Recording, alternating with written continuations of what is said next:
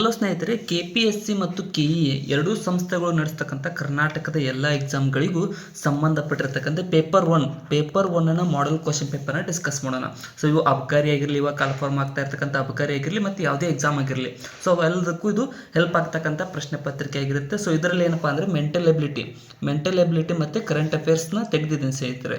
So mental ಎಬಿಲಿಟಿಗೆ separate session ನಡೀತಾ ಇದೆ, ಮತ್ತು ಕರೆಂಟ್ ಅಫೇರ್ಸ್ ಏನಪ್ಪ ಅಂದರೆ ಚೇಂಜ್ ಆಗ್ತಾ ಇರುತ್ತೆ. ಸೊ ಅದನ್ನು ನೀವು ಸಪ್ರೇಟಾಗಿ ಓದ್ಕೊಳ್ಳೋದು ಉಪಯುಕ್ತವಾಗುತ್ತೆ. ಸೊ ಅದಕ್ಕೋಸ್ಕರನೇ ಆಲ್ರೆಡಿ ಒಂದು ಕ್ವಶನ್ ಪೇಪರ್ನ ಡಿಸ್ಕಸ್ ಮಾಡ್ತೀವಿ. ಸೊ ಇದು ಎರಡನೇ ಮಾಡೆಲ್ ಕ್ವಶನ್ ಪೇಪರ್ ಆಗುತ್ತೆ. ಮತ್ತು ಹೊಸ ಬಂದವರು ಸಬ್ಸ್ಕ್ರೈಬ್ ಮಾಡಿಕೊಡ್ರಿ. ಮತ್ತು ತುಂಬ ಇಂಪಾರ್ಟೆಂಟ್ ಆಗಿರ್ತಕ್ಕಂಥ ಮಾಡೆಲ್ ಕ್ವಶನ್ ಪೇಪರ್ಗಳಾಗಿರ್ತವೆ ಸ್ನೇಹಿತರೆ. ಸ್ವಲ್ಪ ಡೀಟೇಲಾಗಿ ಡಿಸ್ಕಸ್ ಮಾಡ್ತಾ ಹೋಗೋಣ. ಸೊ ಏನಪ್ಪ ಅಂದರೆ ಇದ್ರ PDF ಏನಿದೆಲ್ಲ ಡಿಸ್ಕ್ರಿಪ್ಷನ್ ನೋಡಿ ನಮ್ಮ ಟೆಲಿಗ್ರಾಮ್ ಲಿಂಕ್ ಇದೆ. ಸೊ ಅದರಲ್ಲಿ ನೀವು ಜಾಯ್ನ್ ಆದರೆ ಡೈಲಿ PDFನ ಕೂಡ ಹಾಕ್ತಿರ್ತೀನಿ.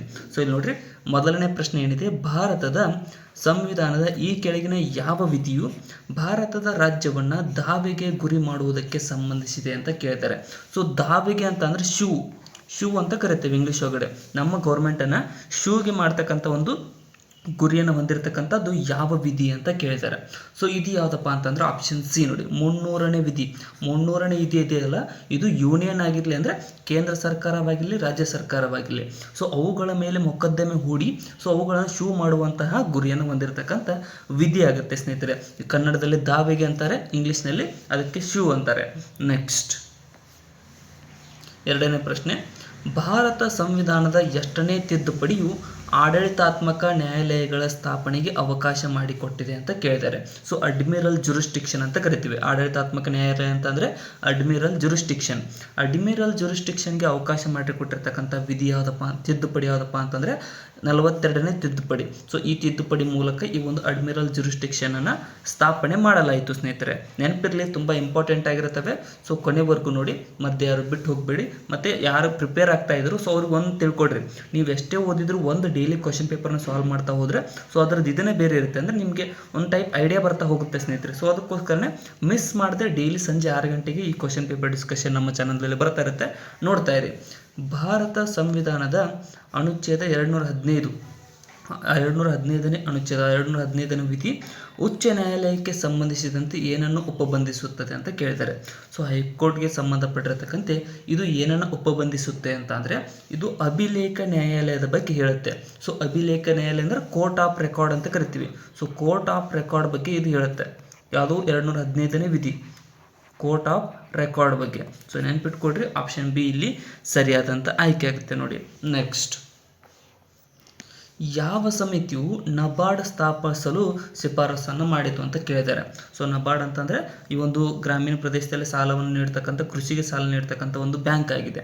ಸೊ ಇದನ್ನು ಯಾರ ಶಿಫಾರಸ್ಸಿನ ಮೇರೆಗೆ ಅಪ್ಪ ಅಂತಂದರೆ ಇದನ್ನು ಶಿವರಾಮನ್ ಶಿಫಾರಸ್ಸಿನ ಮೇರೆಗೆ 1982 ಜುಲೈ 12ರಂದು ಸ್ಥಾಪಿಸಲಾಯಿತು. ನೆನ್ಪಿಟ್ಕೊಡ್ರಿ, ಡೇಟ್ನು ಕೂಡ ಕೇಳ್ತಾರೆ ಎಕ್ಸಾಮ್ದಲ್ಲಿ. KPSCದವರು ಕ್ವಶನ್ ಪೇಪರ್ ತೆಗಿತಾರೆ, ಇದಕ್ಕಿಂತಲೇ ಟಫ್ ಆಗಿ ಬರುತ್ತೆ ಸ್ನೇಹಿತರೆ. ಸೊ ಈಸಿ ಅಂತಿರಲ್ಲ. ಇಲ್ಲಿ ನೀವು ಏನಪ್ಪ ಅಂದರೆ ಇವು ಪ್ರಶ್ನೆಗಳನ್ನು ನೀವು ಕನ್ಫರ್ಮ್ ಇದ್ದರೆ ಸೊ ಅಲ್ಲಿ ಆಗೋ ಚಾನ್ಸಸ್ ಇರುತ್ತೆ. ಸೊ ಇದರಲ್ಲೇ ನೀವು ಲೋ ಇದ್ದರೆ ಸೊ ಇನ್ನೂ ತುಂಬ ಓದಬೇಕಂತ ತಿಳ್ಕೊಡ್ರಿ, ಪ್ರಿಪ್ರೇಷನ್ನ ಜಾಸ್ತಿ ಸ್ಟಾರ್ಟ್ ಮಾಡಿಕೊಡ್ರಿ. ಇನ್ನು ಸಹಕಾರಿ ಸಂಘವು ಗದಗ ಜಿಲ್ಲೆಯ ಕಣಿಗಿನಹಾಳದಲ್ಲಿ ಪ್ರಾರಂಭವಾಗಿದ್ದು ಅದು ಅಂತ ಕೇಳಿದ್ದಾರೆ. ಸೊ ನೋಡ್ರಿ, ಗದಗ ಜಿಲ್ಲೆ ಎಲ್ರಿಗೂ ಗೊತ್ತಿದೆ, ಕೋಆಪರೇಟಿವ್ ಸೊಸೈಟೀಸ್ ಫಸ್ಟ್ ಸ್ಥಾಪನೆ ಆಗಿರತಕ್ಕಂಥದ್ದು ಗದಗ ಜಿಲ್ಲೆಯಲ್ಲಿ. ಬಟ್ ನೀವು ಈ ಮಿಸ್ಟೇಕ್ ಏನು ಮಾಡ್ತೀರಿ ಅಂದರೆ ಆಪ್ಷನ್ ಓದುವಾಗ ಭಾರತದಲ್ಲಿಯೇ ಮೊದಲು ಅಂತ ಬಂದುಬಿಡುತ್ತಲ್ಲ, ಸೊ ಇದನ್ನು ನೀವು ಟಿಕ್ ಮಾಡಿಬಿಡ್ತೀರಿ. ಬಟ್ ಇದು ಆನ್ಸರ್ ಅಲ್ಲದೆ ಸ್ನೇಹಿತರೆ. ಸೊ ಇಡೀ ಏಷ್ಯಾದಲ್ಲಿನೇ ಮೊದಲ ಅಗ್ರಿಕಲ್ಚರ್ಗೆ ಸಂಬಂಧಪಟ್ಟಿರ್ತಕ್ಕಂಥ ಒಂದು ಕೋಆಪರೇಟಿವ್ ಸೊಸೈಟಿ ಸ್ಥಾಪನೆ ಆಗಿರ್ತಕ್ಕಂಥದ್ದು ನಮ್ಮ ಗದಗ ಜಿಲ್ಲೆಯ ಕಣಗಿನಹಾಳದಲ್ಲಿ. ನೆನಪಿರಲಿ, ಇಡೀ ಏಷ್ಯಾ ಖಂಡದಲ್ಲಿಯೇ ಮೊದಲು ಅನ್ನೋದು ಆನ್ಸರ್ ಆಗುತ್ತೆ ಇಲ್ಲಿ. ನೆಕ್ಸ್ಟ್, ಈ ಕೆಳಗಿನವುಗಳಲ್ಲಿ ಯಾವುದು ಗೇಣಿದಾರಿಕೆ ಸುಧಾರಣಾ ಕ್ರಮವಾಗುವುದಿಲ್ಲ ಅಂತ ಕೇಳಿದ್ದಾರೆ. ಸೊ ಗೇಣಿದಾರಿಕೆಗೆ ಸಂಬಂಧಪಟ್ಟಿರ್ತಕ್ಕಂತೆ ಯಾವುದು ಸುಧಾರಣೆ ಕ್ರಮವಾಗುವುದಿಲ್ಲ ಅಂತ ಅಂದರೆ ಮೊದಲನೇದು ಏನು ಹೇಳುತ್ತೆ, ಸೊ ಬಾಡಿಗೆಯ ಪುನರ್ರಚನೆ ಗೇಣಿದಾರರ ಸುಧಾರಣಾ ಕ್ರಮ ಆಗುತ್ತೆ ಸ್ನೇಹಿತರೆ. ಸೊ ಅದಕ್ಕೋಸ್ಕರ ಇದು ಆನ್ಸರ್ ಆಗಿಲ್ಲ. ಇನ್ನು ಗೇಣಿದಾರರ ಮಾಲೀಕತ್ವದ ಹಕ್ಕುಗಳು, ಇದು ಕೂಡ ಆಗುತ್ತೆ, ಆನ್ಸರ್ ಆಗಲ್ಲ. ಇನ್ನು ಹಿಡುವಳಿ ಭದ್ರತೆ ಕೂಡ ಗೇಣಿದಾರಿಕೆ ಸುಧಾರಣೆ ಆಗುತ್ತೆ. ಸೊ ಇದು ಕೂಡ ಆನ್ಸರ್ ಆಗಲ್ಲ. ಇನ್ನು ಮೇಲಿನ ಯಾವುದೂ ಅಲ್ಲ ಅನ್ನೋದು ಇಲ್ಲಿ ಆನ್ಸರ್ ಆಗುತ್ತೆ. ಅಂದರೆ 3 ಗೇಣಿದಾರಿಕೆ ಸುಧಾರಣೆಗಳಾಗಿರ್ತವೆ. ನೆಕ್ಸ್ಟ್, ಸ್ವಲ್ಪ ಸ್ಪೀಡಾಗಿ ಹೋಗ್ತಾ ಇದ್ದೀನಿ. ಸ್ವಲ್ಪ ಸ್ಪೀಡ್ ಅಂದಿದ್ದವರು ಕಡಿಮೆ ಟೈಮ್ ಇಟ್ಕೊಂಡು ನೋಡಿಕೊಡ್ರಿ. ಯಾರಿಗೆ ಸ್ಲೋ ಅನಿಸುತ್ತೋ ಅವರು ಸ್ಪೀಡ್ ಇಟ್ಕೊಂಡು ನೋಡಿಕೊಡಿ. ಅಲ್ಲಿ ಸೆಟ್ಟಿಂಗ್ ಒಳಗಡೆ ಅಡ್ವಾನ್ಸರ್ ಆಪ್ಷನ್ದಲ್ಲಿ ಇರುತ್ತೆ ಸ್ನೇಹಿತರೆ. ನೆಕ್ಸ್ಟ್, ಜನನಿ ಸುರಕ್ಷಾ ಯೋಜನೆ JSY JSY ತುಂಬ ಅಂದರೆ ಭಾಳ ಸಲ ಸುದ್ದಿ ಒಳಗಡೆ ಐತಿ. ಇದರ ಮುಖ್ಯ ಧ್ಯೇಯ ಏನಾಗಿದೆ ಅಂತ ಕೇಳಿದ್ದಾರೆ. ಸೊ ಜನನಿ ಸುರಕ್ಷಾ ಯೋಜನೆ ಮುಖ್ಯ ಉದ್ದೇಶ ಏನಪ್ಪ ಅಂತಂದ್ರೆ ಇದು ಏನಪ್ಪ ಅಂದರೆ ತಾಯಿ ಮತ್ತು ಶಿಶು ಮರಣ ಪ್ರಮಾಣ ದರವನ್ನು ಕಡಿಮೆ ಮಾಡುವುದು, ಇದು ಸರಿಯಾಗುತ್ತೆ. ತಾಯಿ ಮತ್ತು ಶಿಶು ಮರಣ ದರವನ್ನು ಕಡಿಮೆ ಮಾಡುವ ಉದ್ದೇಶವನ್ನು ಅದು ಹೊಂದಿದೆ. ಇನ್ನು ಜನಸಂಖ್ಯೆ ವೃದ್ಧಿ ದರವನ್ನು ಕಡಿಮೆ ಮಾಡುವುದು, ಜನಸಂಖ್ಯೆ ವೃದ್ಧಿ ದರವನ್ನು ಕೂಡ ಕಡಿಮೆ ಮಾಡುವುದು ಅದರ ಗುರಿಯಾಗಿದೆ ಸ್ನೇಹಿತರೆ. ಇನ್ನು ಲಿಂಗಾನುಪಾತದ ಸಮತೋಲನ, ಇದು ಕೂಡ ಅದರ ಗುರಿಯಾಗಿದೆ. ಅಂದರೆ ಹೆಣ್ಣು ಗಂಡು ಈಕ್ವಲ್ ಆಗಿರಲಿ ಅನ್ನುವಂಥ ಉದ್ದೇಶ ಕೂಡ ಅದು ಹೊಂದಿದೆ. ಸೊ ಅದಕ್ಕೋಸ್ಕರ ಆಪ್ಷನ್ ಡಿ ಕರೆಕ್ಟ್ ಆಗುತ್ತೆ. ಮೇಲಿನ ಎಲ್ಲವೂ ಇಲ್ಲಿ ಆನ್ಸರ್ ಆಗುತ್ತೆ. ನೆಕ್ಸ್ಟ್, ಈ ಕೆಳಗಿನವುಗಳಲ್ಲಿ ಯಾವುದು ಭೂ ಸುಧಾರಣೆ ಭಾಗವಾಗಿ ಸೇರಿಕೊಂಡಿದೆ ಅಂತ ಕೇಳಿದ್ದಾರೆ. ಸೊ ಇದರಲ್ಲಿ ಯಾವುದು ಭೂ ಸುಧಾರಣೆ ಭಾಗವಾಗಿ ಸೇರಿಕೊಂಡಿದೆ ಅಂತಂದರೆ ಮೊದಲನೇದು ಏನು ಹೇಳುತ್ತೆ, ಲ್ಯಾಂಡ್ ರಿಫಾರ್ಮ್ಸ್ ಭಾಗವಾಗಿ. ಮಧ್ಯವರ್ತಿಗಳ ನಿರ್ಮೂಲನೆ, ಇದು ಬರುತ್ತೆ ಸ್ನೇಹಿತರೆ ಭೂ ಸುಧಾರಣೆ ಭಾಗವಾಗಿ. ಇನ್ನು ಕೃಷಿಯ ಪುನರ್ರಚನೆ, ಇದು ಕೂಡ ಭೂ ಸುಧಾರಣೆ ಭಾಗವಾಗಿ ಬರುತ್ತೆ. ಇನ್ನು ಗೇಣಿದಾರಿಕೆ ಸುಧಾರಣೆಗಳು, ಇದು ಕೂಡ ಭೂ ಸುಧಾರಣೆ ಭಾಗವಾಗುತ್ತೆ. ಇನ್ನು ಆಪ್ಷನ್ ಡಿ ನೋಡಿ, ಮೇಲಿನ ಎಲ್ಲವೂ ಇಲ್ಲಿ ಆನ್ಸರ್ ಆಗುತ್ತೆ. ಸೊ ಇವೆಲ್ಲವೂ ಅನ್ನುವುದು ಆಪ್ಷನ್ ಡಿ ಇಲ್ಲಿ ಸರಿಯಾದಂಥ ಆಯ್ಕೆ ಆಗುತ್ತೆ ಭೂ ಸುಧಾರಣೆಗೆ ಸಂಬಂಧಪಟ್ಟಿರ್ತಕ್ಕಂತೆ. ನೆಕ್ಸ್ಟ್, ಸಾಂಸ್ಕೃತಿಕ ಸ್ವೀಕರಣ ಎಂಬ ಪದದ ಅರ್ಥವೇನು ಅಂತ ಕೇಳ್ತಾರೆ. ಸೊ ಸಾಂಸ್ಕೃತಿಕ ಸ್ಥಿರೀಕರಣ ಅಂತಂದರೆ ಕಲ್ಚರಲ್ ಏನಪ್ಪ ಅಂದರೆ ಸ್ಟೆಬಿಲೈಸೇಷನ್ ಅಂತ ಕರಿತೀವಿ. ಇಲ್ಲಿ ನೋಡಿದರೆ ಸರಿಯಾಗಿರ್ತಕ್ಕಂಥದ್ದು ಏನಪ್ಪ ಅಂತಂದರೆ ಒಂದು ಬೇರೆ ಸಮಾಜದ ಸಂಸ್ಕೃತಿಯನ್ನು ಅರ್ಜಿಸುವುದು ಈ ಒಂದು ಸಾಂಸ್ಕೃತಿಕ ಸ್ವೀಕರಣದ ಒಂದು ಅರ್ಥವಾಗುತ್ತೆ ಸ್ನೇಹಿತರೆ. ಆಪ್ಷನ್ ಡಿ ಇಲ್ಲಿ ಸರಿಯಾದಂಥ ಆಯ್ಕೆ ಆಗುತ್ತೆ ನೋಡಿ. ನೆಕ್ಸ್ಟ್, ಸಂಸ್ಕೃತೀಕರಣ ಎಂಬ ಪದವನ್ನು ಟಂಕಿಸಿದವರು ಯಾರು ಅಂತ ಕೇಳ್ತಾರೆ. ಸೊ ಸಂಸ್ಕೃತೀಕರಣ ಅನ್ನುವಂತಹ ಪದವನ್ನು ಟಂಕಿಸಿದವರು ಯಾರಪ್ಪ ಅಂತಂದರೆ ಇಲ್ಲಿ ಆಪ್ಷನ್ ಬಿ ನೋಡಿ, ಯಾರಪ್ಪ ಅಂದರೆ ಶ್ರೀನಿವಾಸ್ ಎಮ್.ಎನ್. ರವರು ಈ ಒಂದು ಸಂಸ್ಕೃತೀಕರಣ ಕಲ್ಚರಲೈಸೇಷನ್ ಅಂತ ಪದವನ್ನು ಟಂಕಿಸಿದವರು ಅಥವಾ ಮೊದಲು ಪ್ರಾರಂಭಿಸಿದವರು ಆಗಿದ್ದಾರೆ. ನೆಕ್ಸ್ಟ್, ವಿಶ್ವಸಂಸ್ಥೆಯ ಸಾಮಾನ್ಯ ಸಭೆಯು ಯಾವ ವರ್ಷವನ್ನು ಅಂತಾರಾಷ್ಟ್ರೀಯ ಸಹಕಾರ ವರ್ಷ ಎಂದು ಘೋಷಿಸಿತ್ತು ಅಂತ ಕೇಳಿದ್ದಾರೆ. ಸೊ ಕೋಆಪರೇಟಿವ್ ಇಯರ್ ಅಂತ ಯಾವ ವರ್ಷವನ್ನು ಘೋಷಿಸಿತ್ತು UN ಸಂಸ್ಥೆ ವತಿಯಿಂದ ಅಂತಂದರೆ ಇದು 2012 ಘೋಷಿಸಿತ್ತು. ಆಪ್ಷನ್ ಬಿ ಇಲ್ಲಿ ಸರಿಯಾದಂಥ ಆಯ್ಕೆ ಆಗುತ್ತೆ. ನೆಕ್ಸ್ಟ್, ಕರ್ನಾಟಕ ರಾಜ್ಯ ಅರಣ್ಯ ಕೈಗಾರಿಕಾಭಿವೃದ್ಧಿ ನಿಗಮವು ಸ್ಥಾಪನೆಯಾದಂತಹ ವರ್ಷ ಯಾವುದು ಅಂತ ಕೇಳಿದ್ದಾರೆ. ಕರ್ನಾಟಕ ರಾಜ್ಯ ಅರಣ್ಯ ಕೈಗಾರಿಕಾಭಿವೃದ್ಧಿ ನಿಗಮ ಸ್ಥಾಪನೆಯಾದಂತಹ ವರ್ಷ ಯಾವುದಪ್ಪ ಅಂತಂದರೆ ಇದು ಆಪ್ಷನ್ ಬಿ 1971 ಸ್ಥಾಪನೆ ಆಗಿರತಕ್ಕಂಥದ್ದು. ಆಪ್ಷನ್ ಬಿ ಇಲ್ಲಿ ಸರಿಯಾದಂಥ ಆಯ್ಕೆ ಆಗುತ್ತೆ ನೋಡಿ. ನೆಕ್ಸ್ಟ್, ಕರ್ನಾಟಕದ ಯಾವ ಪ್ರದೇಶವನ್ನು ಕರ್ನಾಟಕದ ಮ್ಯಾಂಚೆಸ್ಟರ್ ಎಂದು ಕರೆಯುತ್ತಾರೆ ಅಂತ ಕೇಳಿದ್ದಾರೆ. ಸೊ ಕರ್ನಾಟಕದ ಮ್ಯಾಂಚೆಸ್ಟರ್ ಯಾಕೆ ಕರೀತಾರೆ, ಟೆಕ್ಸ್ಟೈಲ್ ಇಂಡಸ್ಟ್ರಿಗೆ ಅತಿ ಹೆಚ್ಚು ಪಾಲುದಾರಿಕೆಯನ್ನು ಹೊಂದಿರತಕ್ಕಂಥ ನಗರ. ಸೊ ಅದು ಯಾವುದಪ್ಪ ಅಂತಂದರೆ ನಮ್ಮ ಕರ್ನಾಟಕದಲ್ಲಿ ಆಪ್ಷನ್ ಬಿ ದಾವಣಗೆರೆ. ದಾವಣಗೆರೆಯನ್ನು ಕರ್ನಾಟಕದ ಮ್ಯಾಂಚೆಸ್ಟರ್ ಅಂತ ಕರೆಯಲಾಗುತ್ತದೆ. ನೆಕ್ಸ್ಟ್, ಶೂನ್ಯ ವೇಳೆ ಅಥವಾ 0 ಅವರ್ ಅಂತ ಕರಿತೀವಿ. ಈ ಒಂದು ಪಾರ್ಲಿಮೆಂಟ್ ಸೆಷನ್ದಲ್ಲಿ ಇದು ಸ್ಟಾರ್ಟ್ ಆಗುತ್ತೆ. ಸೊ ಇದು ಕೆಳಗಿನ ಕಲಾಪವು ಮುಗಿದ ಕೂಡಲೇ ಪ್ರಶ್ನೆಗಳನ್ನು ಎತ್ತಲು ಸಂಸದೀಯ ಪಟುಗಳಿಗೆ ನೀಡಲಾದ ವಿಶೇಷ ಹಕ್ಕು ಆಗಿದೆ ಅಂತ ಕೇಳಿದ್ದಾರೆ. ಸೊ ಯಾವುದು ಮುಗಿದ ನಂತರ ಅಂತಂದರೆ ಇದು ಸರಿಯಾದಂತಹ ಉತ್ತರವಾಗ್ತಕ್ಕಂಥದ್ದು ಆಪ್ಷನ್ ಎ ನೋಡಿ, ಪ್ರಶ್ನೋತ್ತರ ವೇಳೆ. ಸೊ ಆ ಒಂದು ಕಲಾಪಗಳ ಬಗ್ಗೆ ಸ್ವಲ್ಪ ಲಕ್ಷ್ಯ ಇರಲಿ, ಪಾಲಿಟಿ ಓದುವಾಗ ಎಲ್ಲರೂ ಕವರ್ ಮಾಡಿರ್ತೀರಿ, ಇನ್ನೊಂದ್ಸಲ ರಿವಿಷನ್ ಕೂಡ ಮಾಡಿಕೊಡ್ರಿ. ಏನಪ್ಪ ಅಂದರೆ ಶೂನ್ಯ ವೇಳೆ ಅನ್ನುವಂಥದ್ದು ಪ್ರಶ್ನೋತ್ತರ ವೇಳೆ ಮುಗಿದ ನೆಕ್ಸ್ಟ್ನೇ ಇದು ಪ್ರಾರಂಭವಾಗುತ್ತೆ. ಇದರಲ್ಲಿ ಏನಪ್ಪ ಅಂದರೆ ಅಪೋಸಿಷನ್ ಪಾರ್ಟಿಯವರು ಇರ್ತಾರಲ್ಲ ಅವರು ತಮ್ಮ ಪ್ರಶ್ನೆಗಳನ್ನು ಮುಂದಿಡುವ ಹಕ್ಕನ್ನು ಕೊಟ್ಟಿದ್ದಾರೆ. ನೆಕ್ಸ್ಟ್, ಭಾರತೀಯ ಸಂವಿಧಾನದ ಈ ಕೆಳಗಿನ ಯಾವ ಅನುಚ್ಛೇದವು ಲೇಖಾನುವಾದ ನೀಡುವ ಅಧಿಕಾರವನ್ನು ಒದಗಿಸಿದೆ ಅಂತ ಕೇಳಿದ್ದಾರೆ. ಸೊ ಲೇಖಾನುವಾದ ಅಂತಂದ್ರೆ ಗ್ರ್ಯಾಂಟ್ ಇನ್ ಅಡ್ವಾನ್ಸ್ ಅಂತ ಕರೀತಾರೆ. ಅಂದರೆ ಏನಪ್ಪ ಗ್ರ್ಯಾಂಟ್ ಇನ್ ಅಡ್ವಾನ್ಸ್ ಅಂದರೆ ಯಾವುದೇ ಒಂದು ಹಣ ಬೇಕಾದಾಗ ಸೊ ಅವರಿಗೆ ಅಡ್ವಾನ್ಸ್ ಆಗಿ ದುಡ್ಡು ಕೊಡ್ತಾರೆ. ಸೊ ಒಂದು ಬಜೆಟ್ ಆಗೋದಕ್ಕಿಂತ ಮೊದಲಿಗೆ. ಸೊ ಅದಕ್ಕೆ ಯಾವ ಅನುಚ್ಛೇದ ಇದೆ ಅಂತ ಕೇಳಿದ್ದಾರೆ. ಸೊ ಇದು ಯಾವುದಪ್ಪ ಅಂತಂದರೆ 116(1) ಎ ಅಂತ ಬರುತ್ತಲ್ಲ, ಸೊ 1 ಕ್ಲಾಸ್ ಎ. ಸೊ ಇದು ಸಂಬಂಧಪಟ್ಟಿರ್ತಕ್ಕಂಥ ಗ್ರ್ಯಾಂಟ್ ಇನ್ ಅಡ್ವಾನ್ಸ್ಗೆ ಸಂಬಂಧಪಟ್ಟಿರ್ತಕ್ಕಂಥ ಕಾಯ್ದೆ ಆಗುತ್ತೆ. ನೆಕ್ಸ್ಟ್,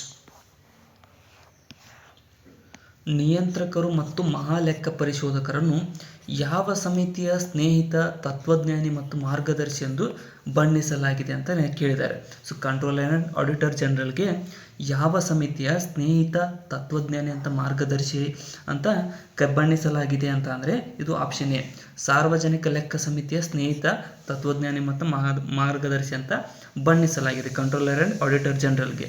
ನೆಕ್ಸ್ಟ್, ಭಾರತೀಯ ಸಂವಿಧಾನದ ಅನುಚ್ಛೇದ 322 ಅನುಸಾರ ಕೇಂದ್ರ ಲೋಕಸೇವಾ ಆಯೋಗದ ಎಲ್ಲ ವೆಚ್ಚಗಳನ್ನು ಈ ಕೆಳಗಿನ ಯಾವ ನಿಧಿಯಿಂದ ಭರಿಸಲಾಗುತ್ತದೆ ಅಂತ ಕೇಳಿದ್ದಾರೆ. ಸೊ ಕೇಂದ್ರ ಲೋಕಸೇವಾ ಆಯೋಗದ ಎಲ್ಲ ವೆಚ್ಚಗಳನ್ನು ಯಾವ ನಿಧಿಯಿಂದ ಬಳಸಲಾಗುತ್ತದೆ ಅಂತ ಅಂದರೆ ಆಪ್ಷನ್ ಬಿ ಭಾರತದ ಸಂಚಿತ ನಿಧಿಯಿಂದ ಬಳಸಲಾಗುತ್ತದೆ. ಈ ಒಂದು ಸಂಚಿತ ನಿಧಿಯಿಂದ ಬಳಸಲಾಗುತ್ತದೆ 322ರ ಅನುಸಾರ. ಬಟ್ ಈ ಸಂಚಿತ ನಿಧಿಗೆ ವಿಧಿ ಇರ್ತಕ್ಕಂಥದ್ದು 267 ಕ್ಲಾಸ್ 1 ಸ್ನೇಹಿತರೆ, ನೆನ್ಪಿಟ್ಕೊಡ್ರಿ, ಇದನ್ನು ಕೂಡ ಸಂಚಿತ ನಿಧಿ ಅಂತ. Next contingency fund. ಇನ್ನು ಕೋಶ ಭಿತ್ತಿ ಇದರದ ಜೀವಂತ ಸಸ್ಯವನ್ನು ಹೀಗೆಂದು ಕರೆಯಲಾಗುತ್ತದೆ ಅಂತ ಕೇಳಿದ್ದಾರೆ. ಸೊ ಕೋಶ ಭಿತ್ತಿ ಅಂದ್ರೆ ಏನು? ಸೆಲ್ ವಾಲ್ ಇಲ್ಲದ ಜೀವಂತ ಸಸ್ಯವನ್ನು, ಲೈವ್ ಶೆಲ್ಲನ್ನು ಏನೆಂದು ಕರೆಯಲಾಗುತ್ತದೆ ಅಂತ ಕೇಳಿದ್ದಾರೆ. ಸೊ ಏನಂತ ಕರೀತಾರೆ ಅಂತ ಅಂದರೆ ಆಪ್ಷನ್ ಡಿ ಪ್ರೋಟೋಪ್ಲಾಸ್ಮಾ ಅಂತ ಕರೀತಾರೆ. ಸೊ ಪ್ರೋಟೋಪ್ಲಾಸ್ಮಾನ ಸೆಲ್ ವಾಲ್ ಇಲ್ಲದ ಜೀವಂತ ಸಸ್ಯವನ್ನು. ನೆಕ್ಸ್ಟ್ ಪ್ರೋಟೋಪ್ಲಾಸ್ಮಾ ನೆನ್ಪಿಟ್ಕೊಡ್ರಿ. ಇನ್ನು ಭೀಮ್ಬೆಟ್ಕಾವು ಇದಕ್ಕೆ ಪ್ರಸಿದ್ಧವಾಗಿದೆ ಅಂತ ಕೇಳ್ತಾರೆ. ಸೊ ನೋಡ್ರಿ, ಭೀಮ್ಬೆಟ್ಕಾ ತುಂಬ ಪ್ರಾಗೈತಿಹಾಸಿಕ ಕಾಲದ ಒಂದು ಇದನ್ನು ಹೊಂದಿರತಕ್ಕಂಥದ್ದು. ಆಪ್ಷನ್ ಡಿ ಇಲ್ಲಿ ಸರಿಯಾಗುತ್ತೆ. ವರ್ಣಚಿತ್ರಗಳನ್ನು ಹೊಂದಿದ್ದು ಇದು ಮಧ್ಯಪ್ರದೇಶದಲ್ಲಿ ಕಂಡುಬರ್ತಕ್ಕಂಥದ್ದು. ಮಧ್ಯಪ್ರದೇಶದಲ್ಲಿ ಇದು ಸೀಮಿತವಾಗಿದೆ. ನೆಕ್ಸ್ಟ್ ಜುಲು ಜನಾಂಗೀಯ ಗುಂಪು ಕೆಳಗಿನ ಯಾವ ದೇಶಕ್ಕೆ ಸೇರಿದೆ ಅಂತ ಕೇಳಿದ್ದಾರೆ. ಸೊ ಜುಲು ಜನಾಂಗೀಯ ಗುಂಪು ಸೇರಿರ್ತಕ್ಕಂಥದ್ದು ಯಾವುದಕ್ಕೆ ಅಂತ ಅಂದರೆ ದಕ್ಷಿಣ ಆಫ್ರಿಕಾಗೆ ಸ್ಥಳೀಯವಾಗಿರತಕ್ಕಂಥ ಬುಡಕಟ್ಟು ಜನಾಂಗ.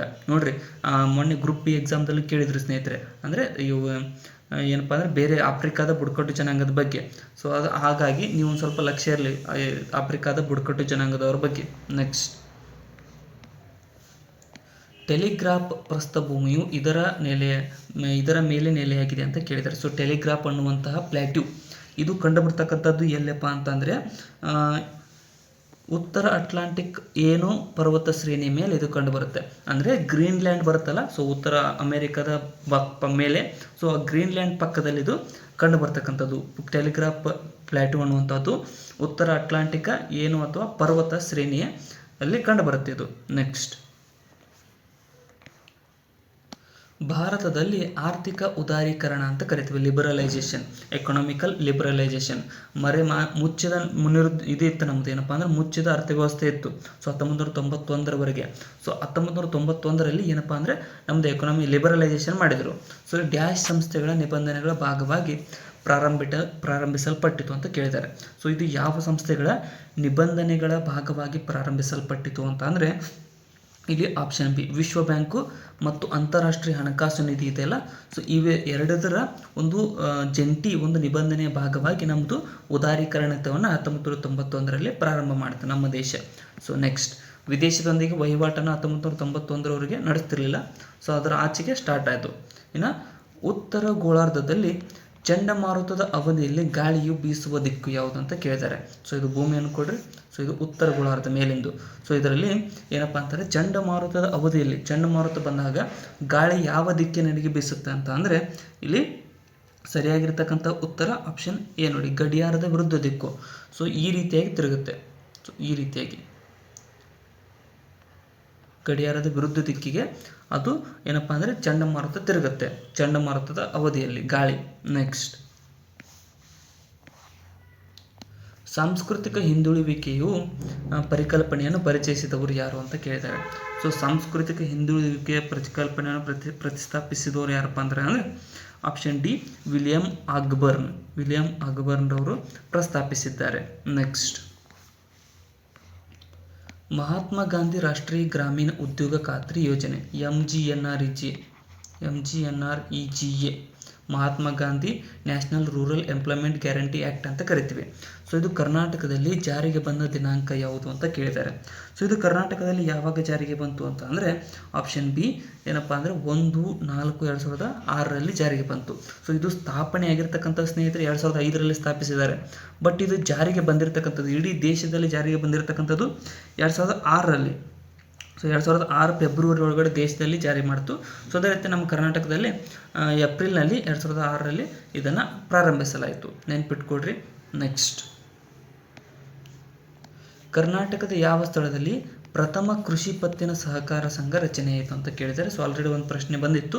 ಸೊ ಕನಗಿನಹಾಳ, ಗದಗದ ಕನಗಿನಹಾಳದಲ್ಲಿ 1904 ಮಾರ್ಚ್ 25 ಮಾರ್ಚ್ 25ರಂದು ಈ ಒಂದು ಕರ್ನಾಟಕದ ಕನಗಿನಾಳದಲ್ಲಿ ಕೃಷಿ ಪತ್ತಿನ ಸಹಕಾರ ಸಂಘವನ್ನು ರಚಿಸಲಾಯಿತು. ನೆಕ್ಸ್ಟ್, ಪರಮಾಣು ನಾಭಿ ಕೇಂದ್ರವು ಬೀಟಾ ಕಣವನ್ನು ಉತ್ಸರ್ಜಿಸಿದಾಗ ಅದರ ಪರಮಾಣು ಸಂಖ್ಯೆ ಏನಾಗುತ್ತದೆ ಅಂತ ಕೇಳಿದಾರೆ. ಉತ್ಸರ್ಜಿಸಂದ್ರೆ ಎಕ್ಸೈಟ್ ಮಾಡಿದಾಗ ಇಂಗ್ಲೀಷ್ ಸೈನ್ಸ್ ಸ್ಟೂಡೆಂಟ್ಸಿಗೆ ಇದು ಗೊತ್ತಾಗುತ್ತೆ ಪಟ್ನ. ಸೊ ಕನ್ನಡ ಮೀಡಿಯಮ್ದವ್ರು ಏನಿದ್ರೆ ನಾವು ಸೈನ್ಸ್ ಆಲ್ರೆಡಿ ಎಲ್ಲ ಇಲ್ಲಿವರೆಗೂ ಆಗಿರ್ತಕ್ಕಂಥ ಎಲ್ಲ ಸೈನ್ಸ್ ಪ್ರಶ್ನೆಗಳನ್ನ ಸಪ್ರೇಟ್ ಮಾಡ್ಕೊಂಡು ಟಾಪಿಕ್ ವೈಸ್ ಡಿಸ್ಕಸ್ ಮಾಡ್ತಾ ಇದ್ದೀವಿ.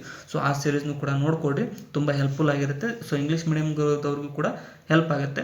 ಏನಪ್ಪ ಅಂತಂದರೆ ಇಲ್ಲಿ ಏನು ಕೇಳಿದ್ದಾರೆ, ಬೀಟಾ ಕಣವನ್ನು ಉತ್ಸರ್ಜಿಸಿದಾಗ ಪರಮಾಣು ನಾಭಿ ಕೇಂದ್ರದ ಅಂದರೆ ನ್ಯೂಕ್ಲಿಯಸ್ನಲ್ಲಿರ್ತಕ್ಕಂಥ ಬೀಟಾ ಕಣವನ್ನು ಉತ್ಸರ್ಜಿಸಿದಾಗ ಎಕ್ಸೈಟ್ ಮಾಡಿದಾಗ ಏನಾಗುತ್ತೆ ಅಂತಂದರೆ ಏನಪ್ಪ ಅಂದರೆ ಪರಮಾಣು ಸಂಖ್ಯೆ ಬದಲಾಗುತ್ತದೆ, ಆದರೆ ಅದರ ರಾಶಿ ಬದಲಾಗಿಲ್ಲ, ಮಾಸ್ ಬದಲಾಗಿಲ್ಲ, ಬಟ್ ಪರಮಾಣು ಸಂಖ್ಯೆ ಬದಲಾಗುತ್ತೆ. ಸೊ ಆಪ್ಷನ್ ಸಿ ಇಲ್ಲಿ ಸರಿಯಾದಂಥ ಉತ್ತರ ಆಗುತ್ತೆ. ನೆಕ್ಸ್ಟ್, ಪರಿಸರದ ಸಂದರ್ಭದಲ್ಲಿ ಡರ್ಟಿ ಡಜನ್ ಅಂತ ಕರಿತೇವೆ. ಡಜನ್ ಅಂತ ಅಂದರೆ 12. ಸೊ ಡರ್ಟಿ 12 ಅನ್ನುವಂಥ ಪದವು ಕೊಳಕು 12 ಇದಕ್ಕೆ ಸಂಬಂಧಿಸಿದೆ ಅಂತ ಕೇಳಿದ್ದಾರೆ.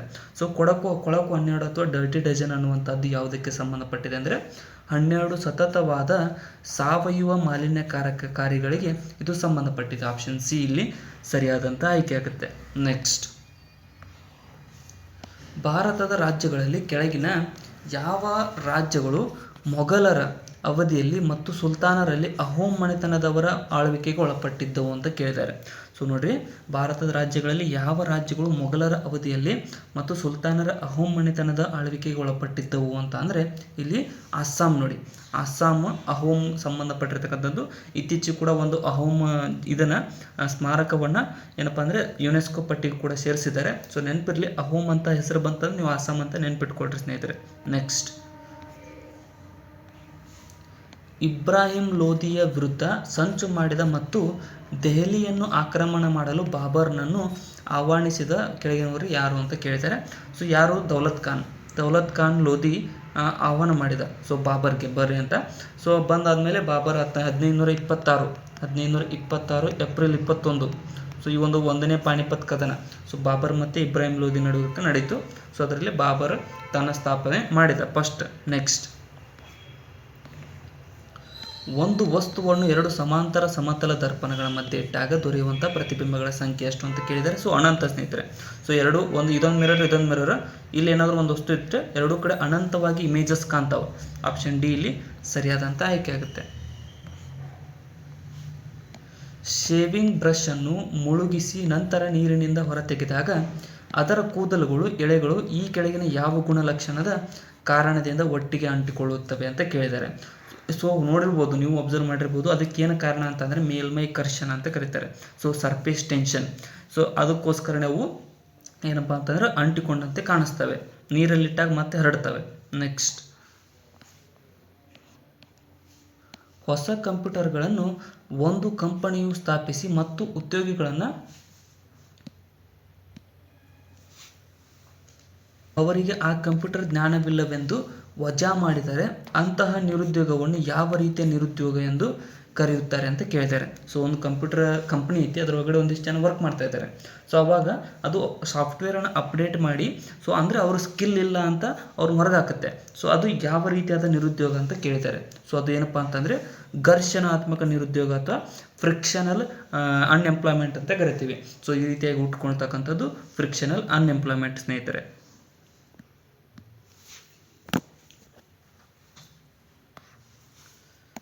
ಕೆಳಗಿನವುಗಳಲ್ಲಿ ಯಾವುದು ಭಾರತದ ರಾಷ್ಟ್ರಪತಿಗಳ ಚುನಾಯಕ ಭಾಗವಾಗಿರುತ್ತದೆ ಆದರೆ ಅವರ ಖಂಡನೆಗಾಗಿ ಫೋರಂನ ಭಾಗವಾಗಿರುವುದಿಲ್ಲ ಅಂತ ಕೇಳಿದ್ದಾರೆ. ನೋಡ್ರಿ, ಚುನಾವಣೆಯಲ್ಲಿ ಅದು ಭಾಗವಾಗುತ್ತೆ, ಬಟ್ ಏನಪ್ಪ ಅಂದರೆ ಅವರ ಏನಪ್ಪ ಮಹಾಭಿಯೋಗದಲ್ಲಿ ಭಾಗ ಆಗಂಗಿಲ್ಲ. ಸೊ ಅದು ಯಾವುದಪ್ಪ ಅಂತಂದರೆ ಇಲ್ಲಿ ಆಪ್ಷನ್ ನೋಡಿದ್ರೆ ಲೋಕಸಭೆ ಭಾಗ ಆಗುತ್ತೆ ಮಹಾಭಿಯೋಗದಲ್ಲಿ, ರಾಜ್ಯಸಭೆ ಕೂಡ ಆಗುತ್ತೆ, ಇನ್ನು ರಾಜ್ಯ ವಿಧಾನ ಪರಿಷತ್ತುಗಳು ಕೂಡ ಆಗ್ತವೆ, ರಾಜ್ಯ ವಿಧಾನ ಮಂಡಲಗಳು ಆಗಂಗಿಲ್ಲ ಸ್ನೇಹಿತರೆ. ಸೊ ಇಲ್ಲಿ ಆಪ್ಷನ್ ಡಿ ಸರಿಯಾದಂಥ ಆಯ್ಕೆ ಆಗುತ್ತೆ, ಇವು ಆಗಂಗಿಲ್ಲ. ನೆಕ್ಸ್ಟ್,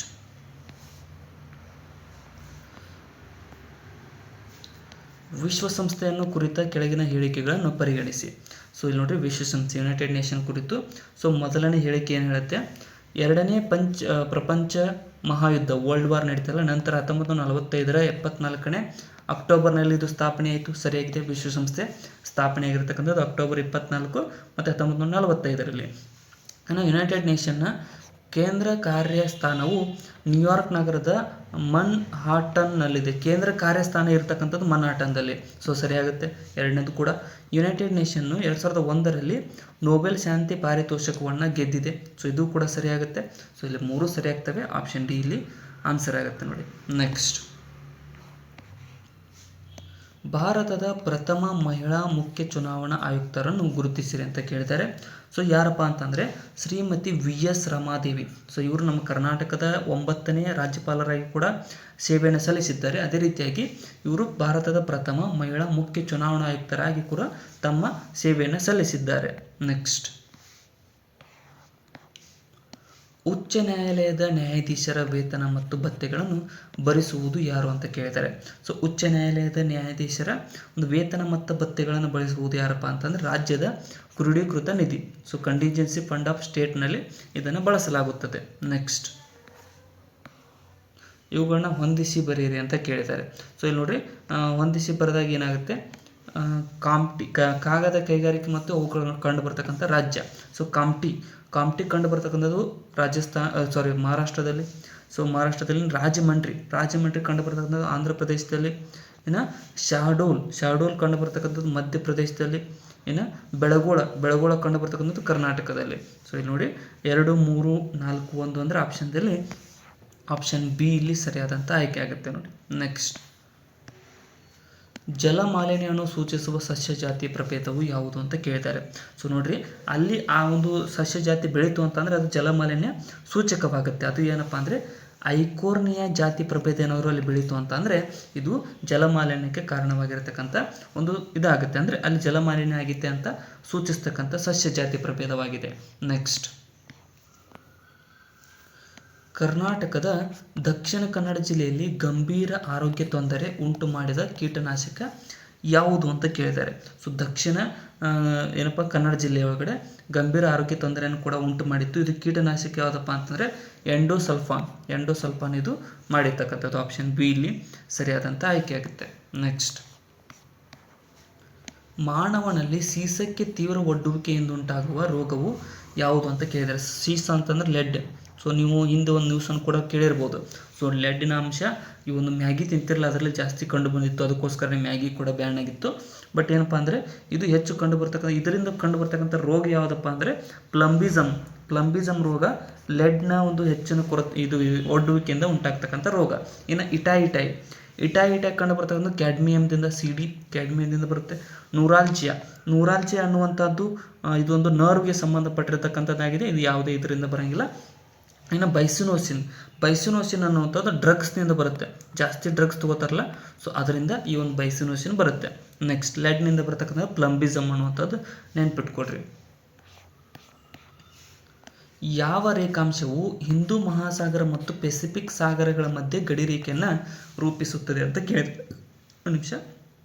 ಹಿಂದೂ ಮಹಾಸಾಗರ ಮತ್ತು ಪೆಸಿಫಿಕ್ ಸಾಗರಗಳ ಮಧ್ಯೆ ಗಡಿರೇಖೆಯನ್ನು ರೂಪಿಸ್ತಕ್ಕಂಥದ್ದು ಯಾವುದಪ್ಪ ಅಂತಂದ್ರೆ ಇದು ಕೇಪ್ ಆಫ್ ತಾಸ್ಮೇನಿಯಾ ರೇಖಾಂಶ.